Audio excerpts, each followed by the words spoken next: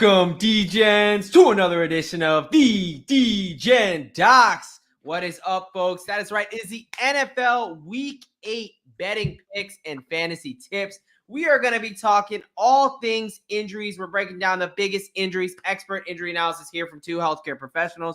Of course, we are going to be doing our Thursday Night Football best bets. We're going to break that game down as well. We're going to do our props of the week. We're going to do our fantasy football love-hate. We're going to finish it up with our prescription, our locks of the week. That is right, our Docs prescription. And of course, we can't finish without a little Degen. Our Degen parlays, both over 100 to 1 today. All right, folks, without further ado, this NFL Week 8 betting picks fantasy tips edition of the Degen Docs on the Sports Game Podcast Network is brought to you by Underdog Fantasy. Sign up with promo code SGPNDOC to get a 50% deposit bonus up to $1,000. We're also brought to you by Rhythm. Start crushing college football and the NFL with Rhythm. Get your 7-day free trial today by going to sportsgamepodcast.com/RITHMM. All right, folks, I am one of your hosts here, the OG Degen Doc himself. But more importantly, I am joined by my brother in degeneracy, Derek Bennett, a.k.a. Mr. Professor Locks. How we doing tonight, brother? Hey, here we go. Steelers. Hey, look, I tried to tell you, man. It's kind of rivalry week here. It's kind of rivalry week here coming up on Monday. Yes, for those who are unaware, look, Derek, as you can tell, is a Lurs fan, a Pittsburgh Steelers fan. I myself, growing up in New Jersey, I am a New York Football Giants fan, which has been a little bit rougher of a season for me. We went to physical therapy school in Pittsburgh, great city. I met my wife there, one of our classmates. That's why you see the Steelers stuff on my wall. She is a big-time Steelers fan, so it might be a rough week in this household. I might be getting some shit there. So we will see. We will see. No Andrew Thomas means my hopes are down the drain. But look, man, talking about Pittsburgh, let's take a look right now at this. I know we're an NFL show, but we love football. We talk a little college. Man. So we're gonna talk a little college here because look at number 19. That's right. The Pittsburgh Panthers, these 6-0 Pittsburgh Panthers, who should be kicking off right now, home game, Thursday Night Football, taking on those lame oranges from Syracuse. Look, man, it's a huge game. This is definitely a trap game that Narduzzi likes to lose. Yeah. But I think the big difference here is that quarterback, Eli Holstein, he is a bona fide stud. A redshirt freshman who is just balling out. Desmond Reed, the transfer from the FCS there. My goodness, man, that offense is I think it will look better than the Kenny Pickett-led offense, honestly. Especially with the up-tempo type of game that they have come up with over there in Pittsburgh, they're definitely have figured out how to move the ball. It's really a different offense than when we were there, and we went down to Charlotte. They were there, Pitt played in the ACC championship game and absolutely got smacked by Clemson. Yeah, Trevor Lawrence decided that Pitt was a peon in that game. But man, different times right now. So very excited for Pitt football, and of course, hey, drop straight down. That's what I'm saying. 23-24 there. 23. Well, fuck 24, but 23. Your Army Black Knights, baby. That is right. Army also 6-0. If they're not 7-0, they might be 7. But I think they're 7-0. I think they're 7-0. Yeah, I think they haven't had their bye week yet. Because they're on bye this week. That's right. So yes. You can't send me a text and say, hey, you might want to fade the troops this week. Look, dude, every trap line there is 2 teams that have led or either basically never trailed for a single second in the entire college football season. Indiana and your Army Black Knights. Talk about dominance, either leading or tied the entire season. Not a single second trailing. That is absurd. Bryson Daly, if he is not on your Heisman list, you're wrong. That guy is an absolute stud. Look, I'm stoked. Yes, for those that don't know, I am in the U.S. Army, so that's why I'm hyped about that and care much less about those seamen. Hey, also, wait 1 second. Sorry, everyone. The host of this show, my colleague here, Sebastian, is very rude Cheers. I apologize. Well, look, Cheers. it's a special cheers. Have a drink with us while we You're sit right. and talk some I ball am here. I'm I'm an over here asshole. drinking a little bit of bourbon. Sebastian, on the other hand, because he is in the U.S. Army, does have some duties in the morning that may stop Look, him folks, from having as good of a night as some of the rest of us. it's a special episode, and we'll get to it in a second on why it's a special episode. But it's a special episode, so because I love you guys and because we're Degens at heart, yes, I got at dick o'clock in the morning. I have to wake up and take a PT test, so I will not be drinking as much as I usually do on the show. But because you guys are awesome, because I love football and go Army, we're gonna take a shot. That's gonna be my cheers to you guys. So cheers to you. We appreciate y'all listening. Thank you. That's going to feel good in the morning. All right. So enough of the minor leagues football here. As much as we love college, let's go Pitt, H2P. Hey, speaking of minor leagues, who we got in the World Series? World Series. Starting up tomorrow night. I mean, I'm a Yankees guy. I grew up in Jersey. So, I mean, Friday night's going to be good. I know my dad, my cousin are texting me. I mean, the shitty part that, I hate to bring it to the negative side, but I talk about this with the Super Bowl. I mean, the cheapest ticket's like $1,000, dude. Yeah. I just hate that about, like, why are we commercializing sports so much? Like, I'm not going to be yelling at clouds too much here, but sports, the best thing about sports is it can bring people together, no matter what class you're in, no matter what race you're like. It's about the bringing people together. You cannot, for the biggest events, just, take the fun and the love of the game out of it by just making these prices $1,000 for standing room. Yeah, I'm wondering if that's partially due to the markets that are in the World Series. LA, New York, two of the highlight franchises in Major League Baseball. For baseball, maybe. I mean, the Super Bowl I know is just astronomical. I did a breakdown. It's basically if you want to go to the Super Bowl, like all expenses to Vegas, you basically paid for a wedding. It was fucking insane. So anyway, enough of that. Hey, folks. What is up? NFL Week 8 is here. We are going to start with our injury update here. We're going to be bouncing around the biggest injuries, talking who we think's playing this week, what's the outlook on that. Then we're going to, of course, get to our Thursday night bets. We are going to get you guys out of here at around 8:15 today, right around kickoff. So we hope you're hanging with us. So let's start with some of the biggest. Let's just start in San Francisco, man. Let's go there. It seems like there's, wasn't like a crazy amount of injuries. It just seemed to really hit a couple teams pretty fucking hard. So San Francisco, the biggest one, Brandon Ayuk, ACL, MCL tear. He's going to be out for the year. I mean, good for him for securing his deal up for the next 4 years, I believe. But 10 to 12, really with the multi-ligament, 10 to 12 month recovery timeline. Oh, easy. What's your outlook for him next year? Early takes. Is this somebody, are you looking to fade completely? Where are we at? Yeah, it as far as like a fantasy outlook, it kind of depends on it, how the draft ends up coming out, when in that time. I don't expect him to do a whole lot the first half of the season. I mean, if anything at all.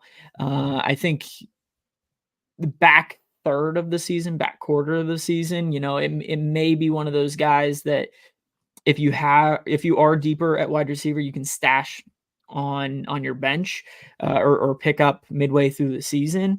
But like we've said in the past, especially with ACL injuries, that's a major stabilizing ligament of the knee. The recovery timeline is as long as it is because partially it's a major stabilizing ligament of the knee, but that surgery wipes you out. You have to relearn how to walk again, just activate muscles around that knee again. So usually guys just don't feel like themselves for 16 months, 18 months, 2 years. So again, I think come November, December, will he be able to do a little bit? Potentially. But this is a guy that I'm not necessarily looking to draft early on in fantasy for sure. Yeah, no, absolutely. Right there with you. Sticking with the San Francisco 49ers, we've got Deebo Samuel, who was, from everybody who had him on their fantasy team cursing his name when he was out with a throat issue, just like saying they made it sound like a little cold. Clearly it was more than that. He had pneumonia, had to be hospitalized for it. Thankfully he was released the day after he was admitted. And he was actually a limited participant in practice today. So kind of on the up and up for Debo. Obviously, got to see how he responds to practice. As anyone knows, whether you came off COVID, whether you came off just being dog sick. I mean, you got to see how the body responds. There's going to be some body aches. He's going to be dealing with some things. No doubt. The fact that he was able to practice today, though, is a really encouraging sign for Sunday. So at this point, I think he kind of moves for me a little bit closer to probable than questionable. Where are you at there? I would tend to agree with that. I think it's one of those things that, like, all of us have been sick before. If we've had COVID, if we've had the flu, it takes a while to feel 100% normal. So, like you were saying, will he be on the field? Very well, potentially. He could be on the field. Will he be getting the same number of reps, the same number of targets? Yeah. I don't know if I would necessarily go there, especially if he spent a day or so in the hospital. It takes a few days to just kind of get your feet back underneath of you after you've been in a bed for a whole day. Get your fluid levels, get your ion levels back to where they need to be. I mean, all these things that professional athletes, especially, very important for them, right? All right, guys, look, this is your time if you've got questions about injuries, if especially injuries right now in this segment, whether it's for your fantasy team or anything like that, get them in now. Because we're going to be bouncing around a little bit, right? We've got a lot to get to on this show, so we're not going to spend a ton of time. Mondays, usually we go a bit more in depth on our injury. Thursday, it's kind of like an update type deal. So sticking with that team, just to wrap them up, Juwan Jennings, again, another no practice. I mean, he hasn't practiced. He didn't practice at all last week, not at all yet this week. There's a reason why we said Ricky Pearsall over Juwan Jennings when we gave out our waiver wire picks. Lot. Juwan Jennings was a very hot, wide receiver. He hasn't practiced yet. He's got a hip. I don't think people understood there's a really good chance he misses this game. And at the very best case, he's super limited. So I do think that, Juwan Jennings has his status is really in danger. George Kittle did get a limited practice. Dude, George Kittle always plays. He's a fucking monster. I'm not as concerned there. All right. We do have a question about Cooper Kupp there from Ryan. We will we'll touch on We'll touch on Cooper Kupp a little bit more, but yes, I fully expect him to play. I think he's gonna look pretty good. Yeah, we'll talk more about it in a second when we get to Thursday night. So appreciate you jumping in there. Let's just hold our horses there. All right, let's talk about another team that got beat the fuck up, and that's Tampa Bay Buccaneers, man. We were just talking about, it's our fault because on the last episode, we did a little bit of a segment where we did kind of a midseason check-in. Hey, where are we at with some of our future bets that we gave out? We both were pretty heavy on Bucs to win the NFC South at plus 320 at the beginning of the season. We both felt like we were in a great position. And even with, you were on the Ravens, and I kind of thought that was the side as well. That we kind of penciled that loss in. That wasn't really the concern. The concern was you lost your top two wide receivers for Evans at least 4 weeks, and then Godwin the season. So, and especially when somebody takes Godwin's under 4.5 touchdowns, and he gets his fifth one in that 6 games or 7. Yeah, that's brutal. Thanks, Chris. Appreciate that. Yeah. So he played well enough to bust the season under that Derek gave out, but not well enough to help us secure the NFC South. But hey, no ankle dislocation. I mean, I think I tweeted out. Godwin's foot was facing the wrong direction in translation to his leg. Definitely. I mean, his ankle was destroyed. So he's obviously out for the season. We wish him well. I do expect him to come back next season. I think this is similar to Jordan Travis's injury that he had in college to a certain extent. So we've got, he's going to be out for the season. And Mike Evans, I again said this right as soon as that hamstring injury, most burdensome injury in the NFL with those hamstring strains, high re-injury risk. He had just hurt himself a couple days earlier. It was a clear risk. Now, Evans has gotten away with it. He's a guy who's played through it, but it did not work this time. He's out at least 4 weeks there with that hamstring. So we're going to talk about a couple other guys, and we're going to get to Thursday. So as we're bouncing around here, let's see. Some good news on the Colts side. We've got, all right, Puka tonight. We'll talk about Puka. A report just came out that he's not expected to have a full complement of snaps tonight. So Ian Rappaport just put that out. I would agree. I do think he's going to be an option, right? So we'll get more into that in a second when we talk about that game. But anyone, if you have any questions about guys not on Thursday, definitely get them in now. I'm going to bump around to the Indianapolis Colts, who are actually getting some good news on the injury front. Offense and defense. Offense and defense. Jonathan Taylor, full participant in practice today off that high ankle. Josh Downs, full participant. Michael Pittman, full participant. And DeForest Buckner coming off the IR with his high ankle sprain, a full participant. So obviously great signs. The Colts are getting healthy at a time where, you know, they play a division rivalry game that we'll talk about a little bit later. So that's big for the Colts in that regard. Okay, let's see here. Marlon Humphrey is trending in the wrong direction for being able to play. Obviously, Deshaun Watson, Achilles tear, out for the season. We talked about it last time. First future bet that did cash. The DraftKings has already paid out his under on the season. Look, I'm not going to say that there's no wishing for injuries, but the guy has not played a lot of football in the past 4 years. So I don't understand how they had that number that high. And the backup quarterback, DTR, Dorian Thompson-Robinson, dealing with a finger injury. It's going to be Jameis this week. And we will talk about Jameis in a little bit. Lions wide receiver Jameson Williams. 2-game suspension for PEDs. And my favorite part is, speaking of degenerates, he has declined. My guy. He's declined to appeal it because I think he just realized, like, well, yeah, fuck, I did it. So why make my life worse? So that's always a good one. All right, Tua Tagovailoa, full practice today. What are we expecting out of Tua when he gets back on the field? Yeah, I mean, he has to. I mean, 70% Tua has to be better than anybody else, quarterback wise, that Miami has thrown out in the last 4 or 5 weeks here. So I do expect Tua to have a little bit of a day going up against Arizona at home. Those Cardinals are a little bit streaky, but I think this is one of those where, like, if Tyreek doesn't get 10 targets in the first half, he is gonna flip some shit. Yeah. Yes, exactly. I mean, dude, he was obviously the video went out that he's telling people, guys, you need to start me now. We're back, baby. The band's back. And I'm believing him, man. There's not much of production dip coming off guys with a concussion. I'm not concerned here. Especially, you know, he hasn't had symptoms over the last 3 or 4 weeks. Everything's been pretty good. Yeah. He has had nothing but rest, relaxation, and obviously some contemplation over the concussion stuff anyways. But like you said, we don't see a performance dip with concussion. So he should be ready to roll. Exactly. A couple more I'm going to touch on here.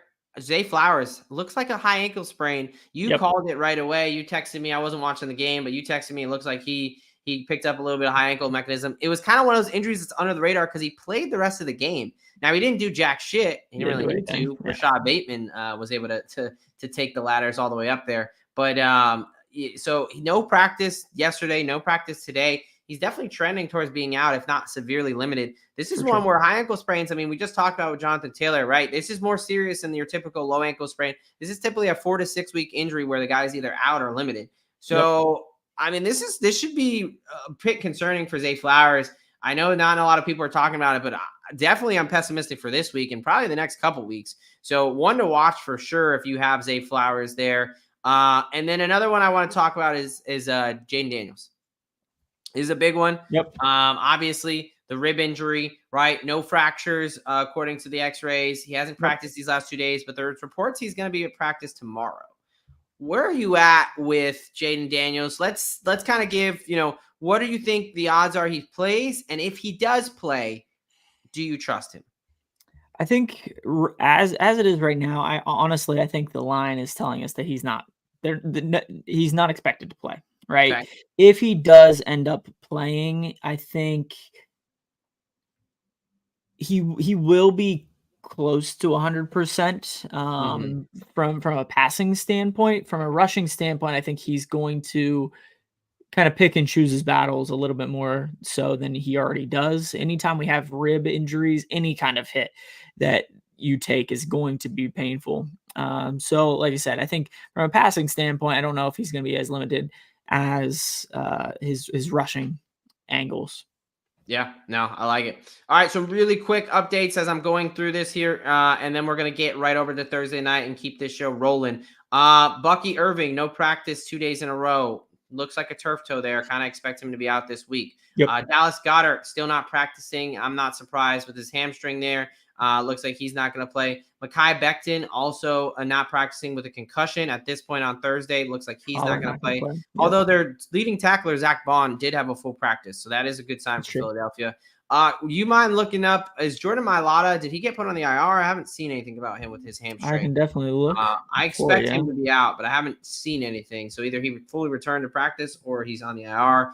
Alan Lazard not practicing with a chest injury. So, he's still involved in the offense as we saw last week. So that could be a bit concerning there. Jalen Polk looks like he's not going to play with the concussion. And that about rounds us out there. Obviously, Sky Moore put on the IR. I don't think anybody gives a shit about Sky Moore at this point in his career. All right. So let's go ahead and move on to the Thursday night where we're telling you our best bets. We're going to give you how we see this game going down. But before we do that, I got to tell you, friend, you got it, Mailata? On Friday, they have placed starting left tackle Jordan Mailata on injured reserve.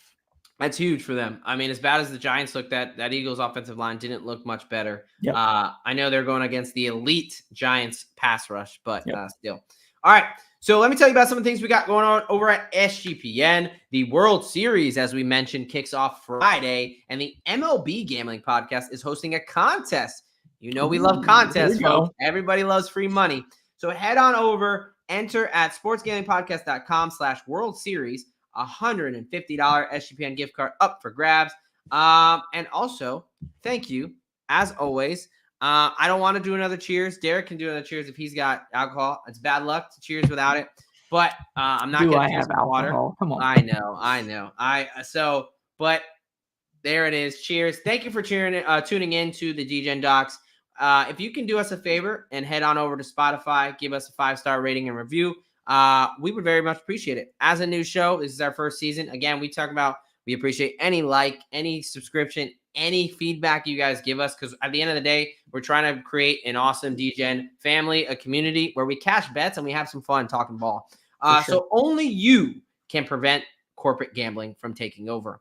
And then to a bit more serious matters, we talk about it for the past several weeks, but mountainproject.org, that is the flood support for the Western North Carolina region. It is real people, real boots on the ground, helping individuals. As it fades out of the national media, this is the time where people need their help the most. So if you can donate, please donate. We'll have the link in our show notes in the description. And if you can't donate, and the best you can do then is spread awareness. That works too. The more people that get eyes on it, the more that can help out these individuals that are suffering. All right, my friends. We are now into Thursday night football. That's right. This game that is going to kick off here in a little bit. About 25 minutes or so. Yep. So let's get you set, ready to go, and ready to win tonight with us. So we've got the 5-1 Minnesota Vikings heading to the Los Angeles Rams, the 2-4 Los Angeles Rams, for a showdown here on Thursday night. Do you have the live odds for us? I do. If you look up the injury updates, inactives, that'd be great. But Vikings favored by 3 points at this point. Rams dogs at 3. Total is sitting at right at 47.5. And we can get the Vikings on the money line at -155. The Rams at +130. Perfect. All right. Speaking of the inactive, so we'll just kind of go through who's important here. So inactive tonight was Blake Cashman for the Vikings is really the big piece there. He's their leading tackler. He's their best linebacker they have on the field. Ivan Pace is a good player as well, but Blake Cashman does a lot of good things for them. Also, no TJ Hawkinson. Not surprised. 10 months out from an ACL and an MCL injury. Yep. No surprise there. I was surprised that starting guard Dalton Reisner was not activated after a full week of practice. So clearly they either are okay with where they're at or they don't think he's ready. On the Rams side of the ball, Jordan Whittington is on the IR. Tre'Davious White is also on the IR. He missed practice with a personal reason, and also he's kind of sucked this year. He's kind of got benched. So could be a healthy scratch there as well. Biggest news, man, when we talk about injuries, the biggest thing is the guys who are good to go. Aaron Jones, good to go with his hamstring. No real concerns there. On the Rams side of the ball, Cooper Kupp, full practice all week. So now we can talk about, does he play? Yes, he's absolutely playing. Off the injury report, how close he is to 100%. I'd say he's probably about 85, 90, but 85, 90 is better than most. Pretty damn good. 100%. Yeah. So I'm all in on Cooper Kupp today. I mean, I'll talk about how I'm going to play it in the betting market. So stay tuned, but I am ready to trust Cooper Kupp. Now, Puka Nacua, a little bit different. Even before this came out, this report came out about limited snaps, I think it's a situation where, look, the injuries, his situation, PCL strain, 6-7 weeks almost from a week 1 injury. Yep. That's not crazy that he's playing tonight. Where the surprise comes from is that he's only had 2 limited practices. He hasn't had full practice. I mean, this is going to be his first real live rep. So that's where how concerned are you about Puka? I would be fairly concerned. I really don't think Puka does a ton tonight. It's a short week. I honestly am surprised that that he was even an option tonight, being on a short week. If after this week, you got a whole another week and a half to get Puka right, get him rebooted into that offense. Yeah. So, like I said, I'm kind of surprised that Puka's even suiting up tonight, but it may end up helping out Cooper Kupp to a certain extent, even if he's just a decoy. Yeah. I mean, yeah, I think it's a situation where I'm not projecting him. Like, I'm not looking to directly fade him. I'm not thinking that he's going to do nothing. It's more of a situation where I'm not like going out of my way to bet Puka. Like, I don't have a vote of confidence in him. Right. So that, as Axton says, cheers, my brother Axton there. I think it is a bit more of a decoy. I'm not going to say it's purely a decoy. Like, I think he has the potential to still, we'll talk about it. I mean, this is a Minnesota pass defense that's given up 260 yards a game. So I do think he has the potential to have an okay night. I just don't think he's going to be the main attraction there for that Rams offense. But he's a solid player, man. So, can he find himself into a decent stat line? I'm not going to say he can't. So it's one of those where I'm not fully fading, but I'm also not behind him like I am Cooper Kupp. All right, let's talk about some guys that are out for the Rams. We talked about Whittington. Linebacker Troy Reeder is out. He was put on the IR. Now, he was one of their leading tacklers there, so that's a bit of a big deal for them. Jonah Jackson's still not back, but now 4 out of their 5 projected starters are back on the offensive line, so they are getting healthier. Meanwhile, the Vikings have kind of been pretty healthy all year. All right, so how do you see this game playing out, and what are your best bets for tonight? Yeah, I am all over the LA Rams tonight, and there's really a couple of reasons for that. I think, like you said, they are getting healthier. You're getting Cooper back, or you're getting Puka back. Even a limited Puka is probably better than what they've had over the last month and a half. But this is also just a fade of the Vikings. They're coming off of a really tough loss against the Lions last week, coming out on a short week after a division rivalry. And we've talked about, that fading teams after they face the Lions. After you face the Lions, teams haven't won yet. So this is really more of a fade of them. Plus, like I said, the Rams are getting healthy. And the last time Cooper Kupp was on the field, I think he went for like 10 catches, 100 and some yards, and a touchdown. So I think Stafford has his toy back. He's going to have a little bit of a night. So I am on the Rams +3 and the money line. Give me Cooper, all of his overs in terms of receptions, yards, anytime touchdown. I will take a couple other guys as well. So give me Kyren Williams over 18.5 carries. I think it does.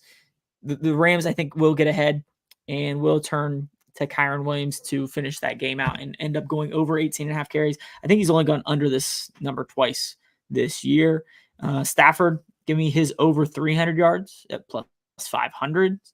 And then from a Vikings point of view, I do like Jordan Addison in this game. So give me his over 40.5.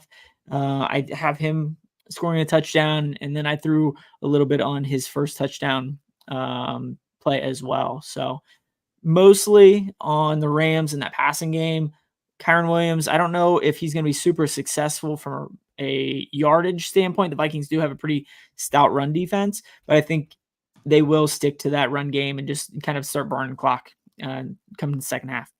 Yeah, no, I will proudly drop my John Hancock over a lot of what you just said. Look, I'm also on the this game. If you heard us Monday, I was like, why is this line where it is? Why are the Vikings only favored by 3? And I've done a complete 180 on this game. I'm also on the Rams +3. I have some on the money line, but as an official play, I like the +3 a little bit better, just because the Vikings have shown a propensity to win games. I mean, you got to give it to them. They've won a lot of games this year. So I could see this being a situation where they win by 2 or 1 or something like that. But I do think the Rams is the right side. It's a typical, pros versus Joes game. All the money's on the Vikings. It seems so easy. Seems so easy. Why is a 5-1 team going up against a beat up Rams team? Like, why? They're 2-4. They're dead on the season. What am I missing? Well, I think we're missing the fact that we talk about they're getting healthier, and the Vikings, when they haven't had to rely on Sam Darnold a lot this season.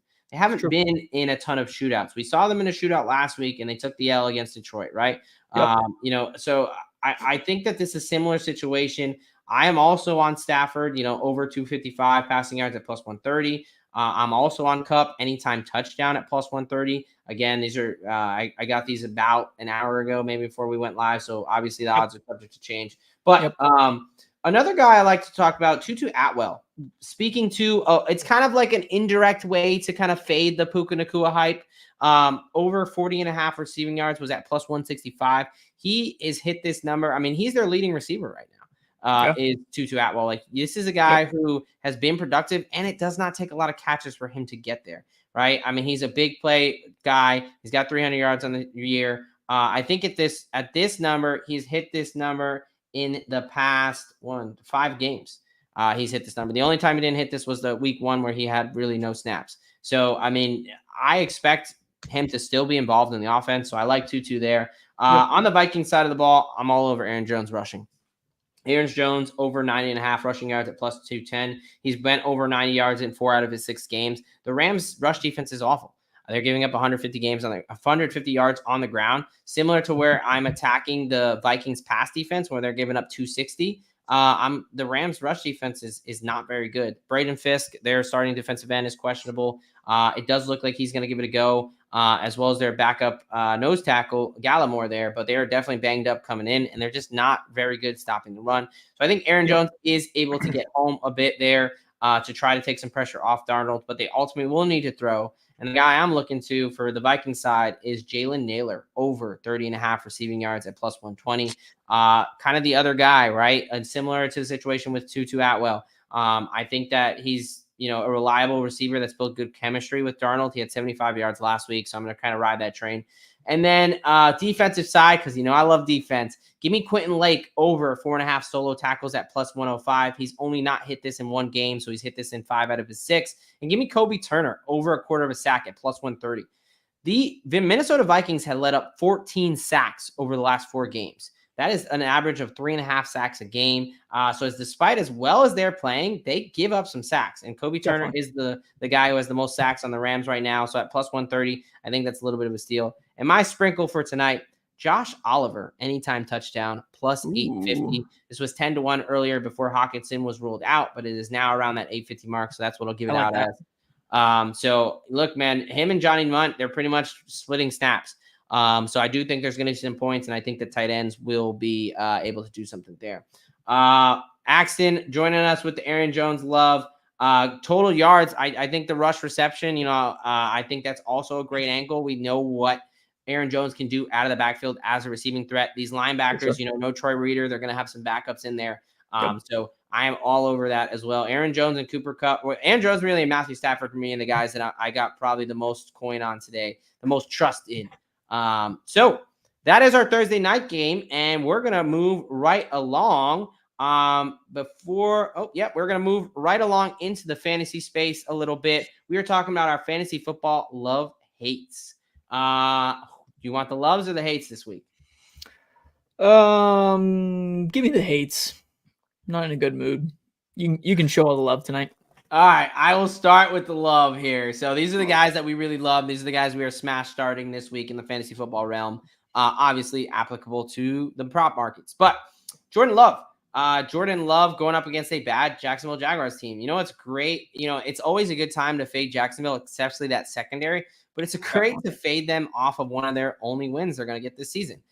Jordan Love, for as much shit as I give him, he is a gunslinger, which in the fantasy football realm is awesome because he will throw a ball. I mean, you will take the 2 interceptions he's going to throw with the 4 touchdowns and 300 yards he's going to put up. I mean, especially in the fantasy realm. As a fan, it might be infuriating, but he's just going to throw. If someone's down there, he's going to fucking throw it. And the Jacksonville Jaguars have shown, I mean, Drake May almost put up 300 yards against them with you and me running routes out there, man.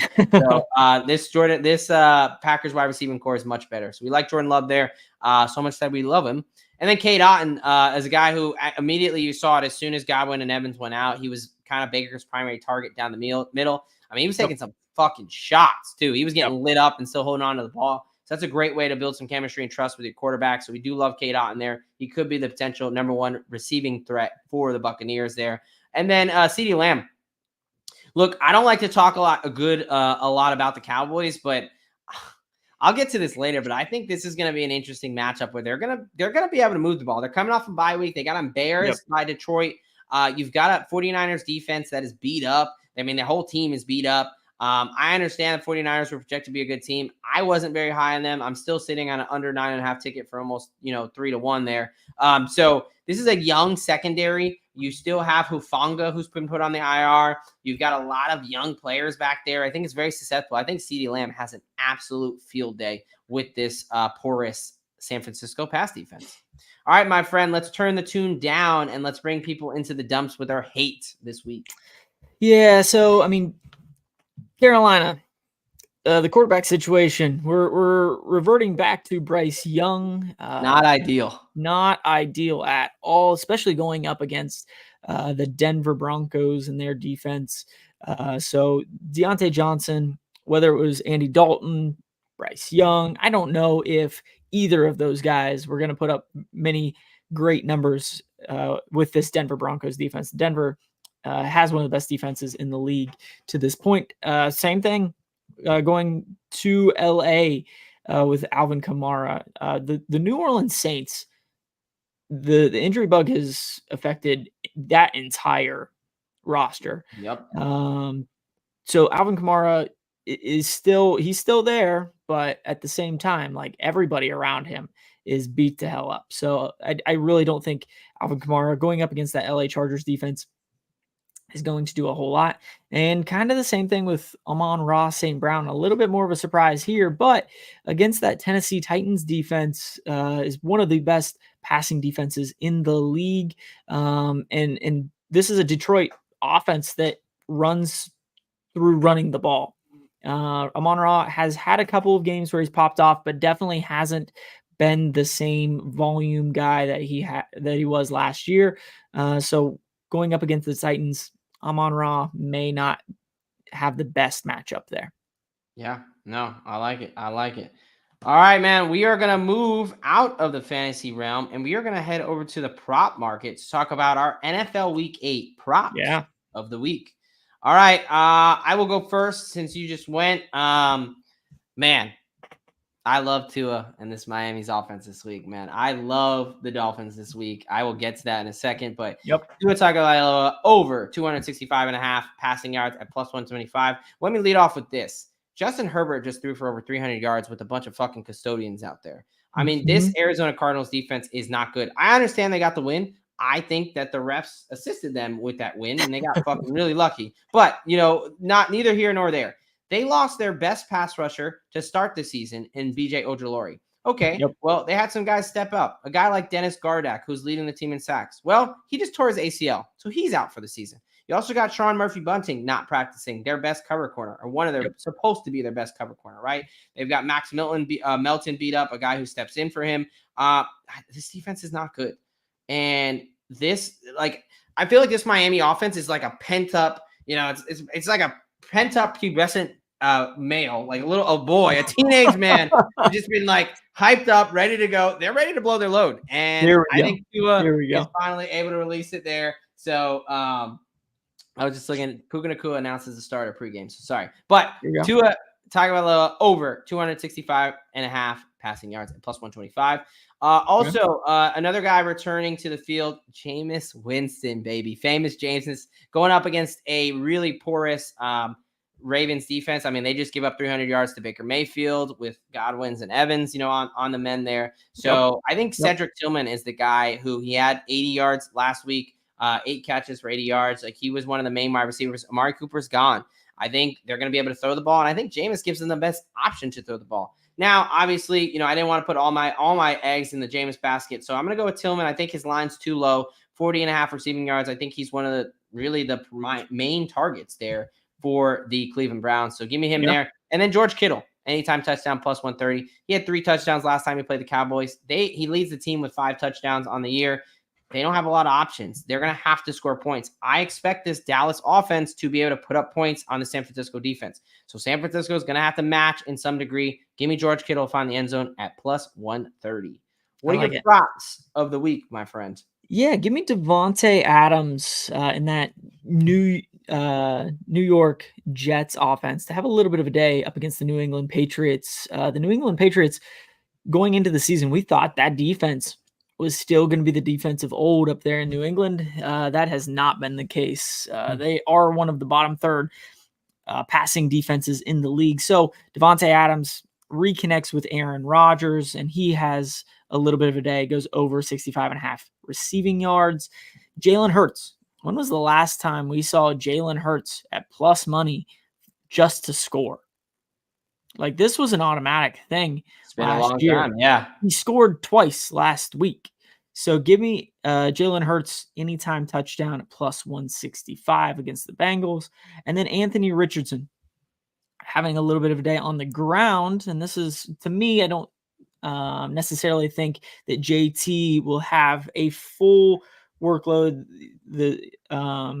this week coming off of injury. So this is a little bit of a fade of Jonathan Taylor. But the last time Anthony Richardson went up against the Tennessee Titans, he rushed for 56 yards and a touchdown in week 1. So give me Anthony Richardson to go over 45.5 rushing yards. Love it.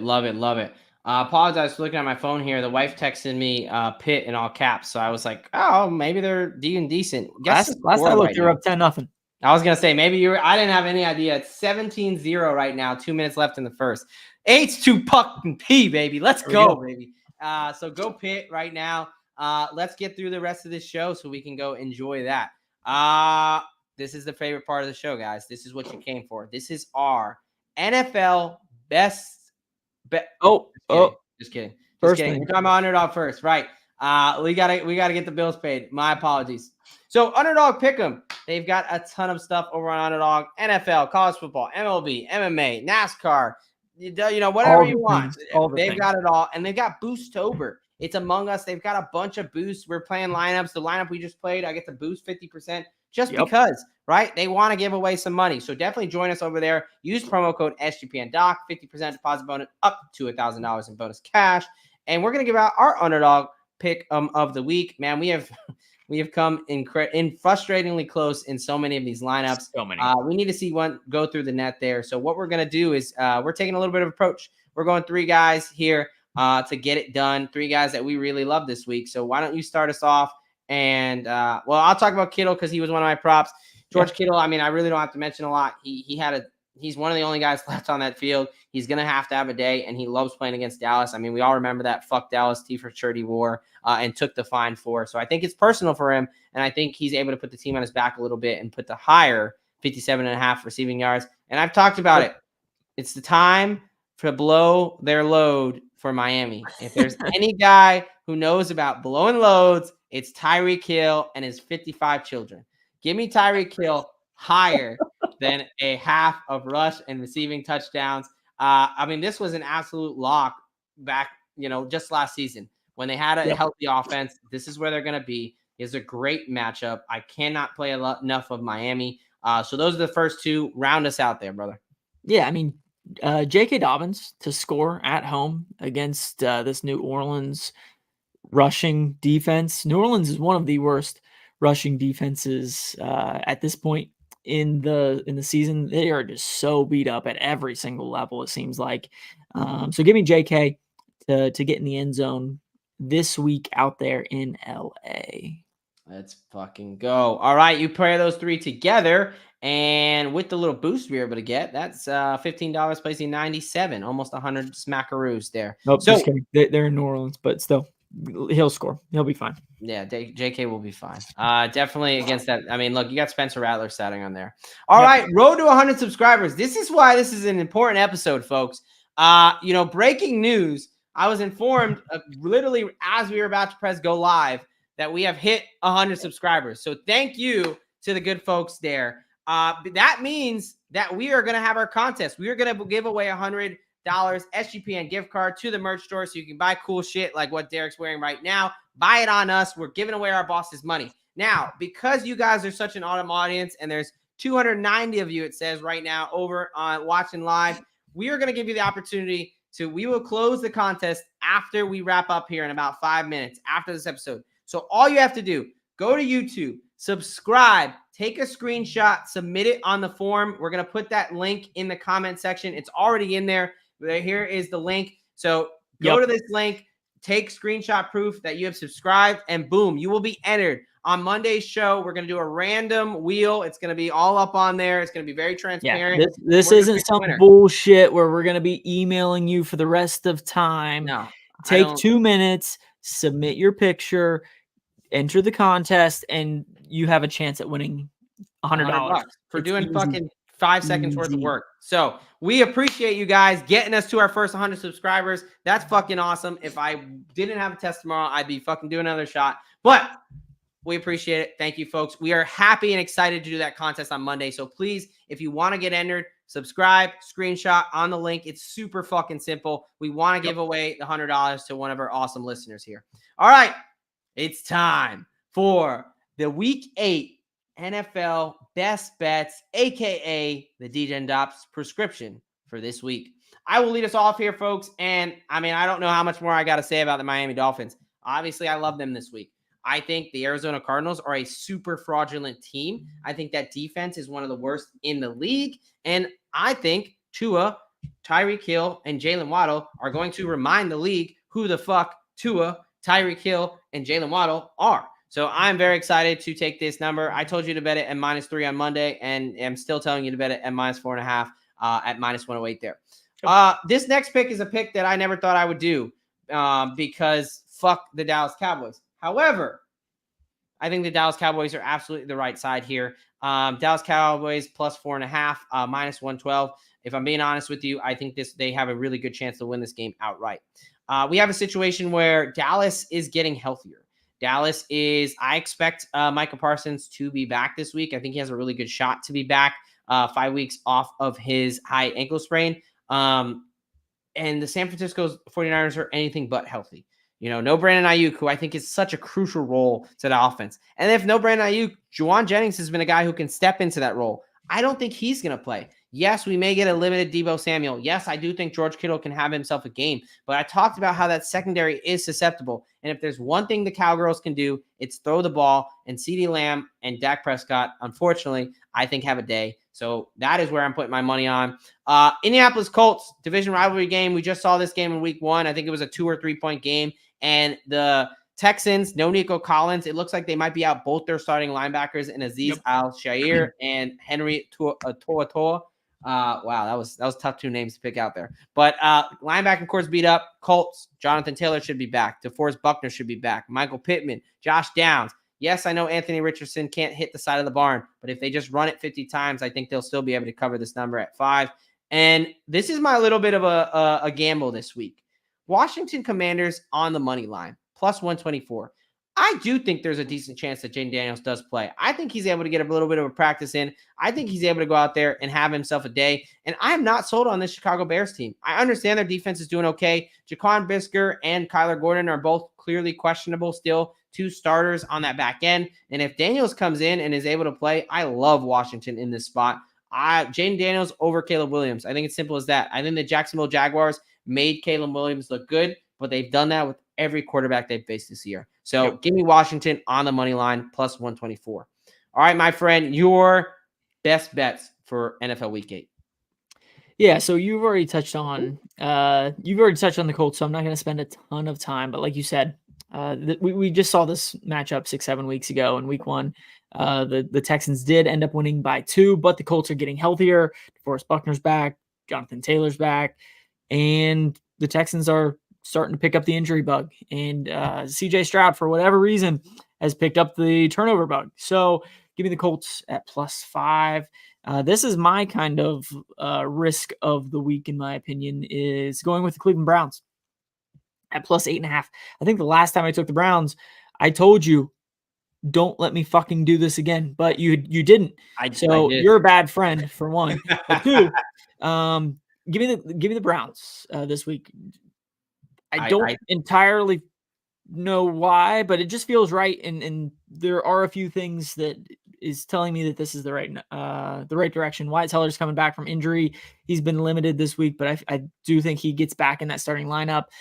And we got Jameis fucking Winston as the starting quarterback. Definitely a little bit of an upgrade, in my opinion, to Deshaun Watson. We also have another week of Nick Chubb getting healthier, right? So he did get some snaps last week. Didn't look great, but at the same time, he did score and did have more carries than I expected last week. And this is one of those AFC North matchups. So, that Ravens offense that has looked awesome all freaking season, AFC North knows how to play Lamar. Yes, I know you add Derrick Henry into that mix and it is a little bit more of a challenge, but the AFC North sees the Ravens twice a year. So I do think they're able to slow that offense down a little bit and keeps us a little bit closer than what most people think. Give me the Bills at -3 going out to Seattle. Seattle's one of the bottom 5 teams in rush defense. And what do the Bills like to do with James Cook, with Josh Allen? Give me some rushing yards in this game. Another week with Amari Cooper as well. I will say that the Bills have taken a step back defensively, but I think this is one where the Bills just slow it down and end up just grinding out a 4 or 5 point win. And then give me the Philadelphia Eagles on the money line against the Bengals. I think the Eagles have started to hit their stride. They've realized, hey, they got a stud back there in the backfield with this so-called Benedict Barkley guy. But anyways, the Eagles are beat up on the offensive line. It doesn't really matter. The Bengals suck on defense. They're one of the, again, bottom third against the run. Full slate of weapons has returned for the Eagles. Devontae Smith is getting healthier. A.J. Brown is healthy. And the Bengals, they suck at home so far. They don't have a home advantage that we normally see. Their own 3 this year. So give me the Philadelphia Eagles on the money line at +124. You're taking the fucking Eagles. I'm taking the Cowboys, man. Fuck this episode. I know, man. I know. But no, I think it is. I'm not talking off the Browns because I actually think you're on the right side of that one, man. How can you fade famous Jameis coming back? Well, think about the pregame speech. That's gonna be fucking. This is true. I'd love to be a fly in that huddle. All right, folks. We've just got our Degen parlay to get you out of here, send you off the right way. But before we do that, of course, I got to tell you about our friends over at Rhythms. Hey, if you like models, so does Rhythm. You're probably going to like Rhythm, right? Get your mind out of the gutter. Of course, I'm talking about sports betting models. If you want the ability to build custom predictive betting models in seconds and get predictions for money lines, spreads, totals, and props, head on over to Rhythm and we'll make it sweeter. Claim your 7-day free trial today by going to sportsgamblingpodcast.com/rhythm. That's sportsgamblingpodcast.com/RITHMM. And let's tell you about our friends over at BetUS. That's right, BetUS, bet with the best in the business for 30 years and running. They've got easy deposit with cryptocurrency and lightning fast playouts. They're live with their trick or treat or on Horror Street from now until what happened? We have a Josh Oliver touchdown. Are you serious? Yeah. Let's fucking go, baby. 850 cash. Let's go. Oh, I should have took him on the first touchdown. Fuck. All right. Sorry. Apologize. BetUS live with their trick or treat on Horror Street from now until Halloween. BetUS offering daily promotions, raffle entry, win a sports or casino prize pack, and they will give it away on October 31st. You can enter multiple times. Every $200 deposit gets 1 entry.